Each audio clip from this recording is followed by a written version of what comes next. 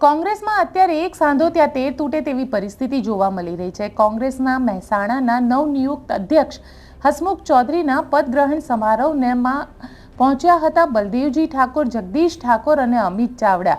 પરંતુ બલદેવજી ઠાકોરે અહીંયા આગળ એક એવું નિવેદન આપ્યું અને એ પણ રામ મંદિરને લઈને નિવેદન આવ્યું, જેના કારણે એક વિવાદ છંછેડાઈ ગયો છે। શું છે તે નિવેદન, પહેલા તે સાંભળી લઈએ। રાજસ્થાનમાં સરકાર બની, 400 રૂપિયા કરી નાખ્યા।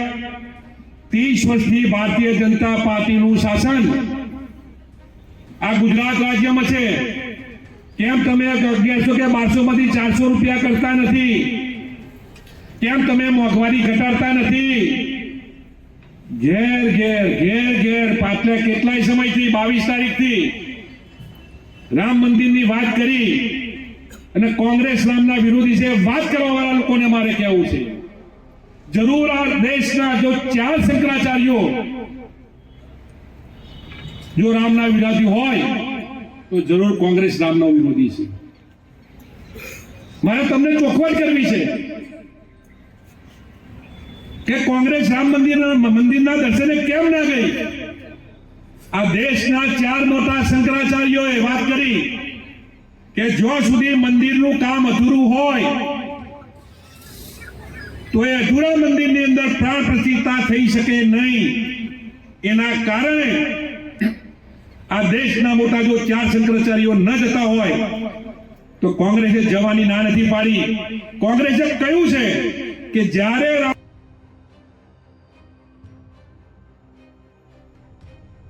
પણ જવાનું લોકસભાની ચૂંટણીની તમને ઉતારોથી રામને નામે મત લેવાની, રામના નામે દર્શન કરી શકાય, રામના નામે મત ન લઈ શકાય, એ વાતના કારણે આપણે જઈ શક્યા નથી। અને ભાજપનું કોઈ ફંક્શન હોય, જગદીશભાઈ, અમિતભાઈ અને કોંગ્રેસ વાળા કેવી રીતે જાય? એ રામ મંદિરનું ફંક્શન નહોતું, એ રામ મંદિરનું ફંક્શન હતું RSS નું ફંક્શન હતું, નરેન્દ્ર મોદીનું એટલે કે ભાજપનું। ભાજપના ફંક્શનમાં કોંગ્રેસ જઈ શકે નહીં એટલા માટે ગઈ નથી। આ ચોખવટ તમને કરું। કેટલી ગ્રાન્ટેબલ કોલેજો તમારા દીકરા કે દીકરીને ભણાવવા માટેની મહેસાણા મંજૂર કરી? આ આખા કાર્યક્રમની અંદર વાત જગદીશ ઠાકોરે પણ કરી અને જગદીશ ઠાકોરે સીજે ચાવડાનું નામ લીધા વગર જ જે રીતે સીજે ચાવડાના આવ્યા બાદ મહેસાણાની અંદર ભારતીય જનતા પાર્ટીમાં એક ભડકો જોવા મળ્યો છે તેનો પણ તેમને જિક્ર કર્યો અને તેમને સાફ શબ્દોમાં કહી દીધું કે જ્યારે ભાજપ પતશે તો તેને 24 કલાકનો સમય પણ નહીં લાગે। ટાવર તૂટી ગયો છે।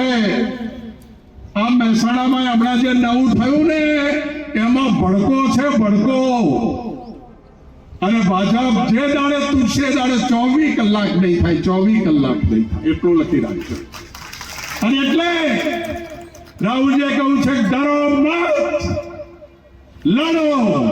અને લડવાની વાત એટલે હસમુખભાઈ, જિલ્લા કોંગ્રેસ, તાલુકા કોંગ્રેસ અને આ બેઠા એ આગેવાનો સહિત બધાય લડવાની વાત છે। એ ઇન્દિરાજી જાણે 36 લોકસભા ચૂંટણી પહેલા અમિત ચાવડા પણ ભાજપ પર હુમલો કરતા ક્યાંય અટક્યા નહીં અને અમિત ચાવડાએ જે કહ્યું તે સાંભળીએ। કોઈની તાકાત કે હેસિયત નથી અને ગમે તે નેતા જાય એટલું લખી રાખજો કે આ પાર્ટીના માલિક પણ કોંગ્રેસના કાર્યકરો છે અને આ પાર્ટીની તાકાત પણ કોંગ્રેસના કાર્યકરો છે। અહીં બેઠેલા કાર્યકરો આશીર્વાદ આપે, સમર્થન આપે એટલા માટે કોઈ નેતા અહીંયા બેસી શકે છે। નેતા એમ સમજતો હોય કે મારી તાકાત છે, પણ એની તાકાત નહીં, આ કાર્યકરોની તાકાત અને મહેનત છે।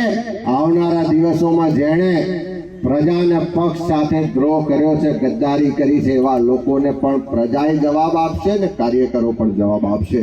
ત્યારે આપ સૌ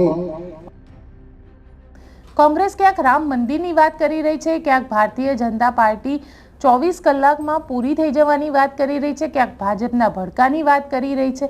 કારણ કે છેલ્લે તો પરિસ્થિતિ અત્યારે એવી જ થઈ રહી છે કે કોંગ્રેસ ભાજપનો વાંક શોધવા જઈ રહી છે, પરંતુ પોતાનો ક્યાં વાંક ગુનો છે કે તેના નેતા ભારતીય જનતા પાર્ટીમાં જઈ રહ્યા છે, રામ મંદિરની વાત કરી રહ્યા છે, કારણ કે હિન્દુત્વની જો વાત કરવામાં આવે તો એક દરેકની સંવેદના રામ મંદિર સાથે જોડાયેલી હોય છે અને તેવામાં રામ મંદિરની વાત કરવામાં આવે છે તો ક્યારે આ નેતાઓ આ પ્રકારની વાતો કરતા અટકશે તે પણ એક સવાલ છે.